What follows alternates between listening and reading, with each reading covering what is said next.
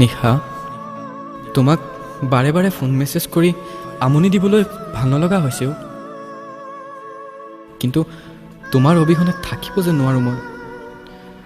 বাৰে বাৰে সুধি আছোঁ তোমাক, কোৱা, যদি তোমাৰ জীৱনত নতুনকৈ কোনোবা আহিছে, মাত্ৰ এবাৰ কোৱা নিশা, মাত্ৰ এবাৰ।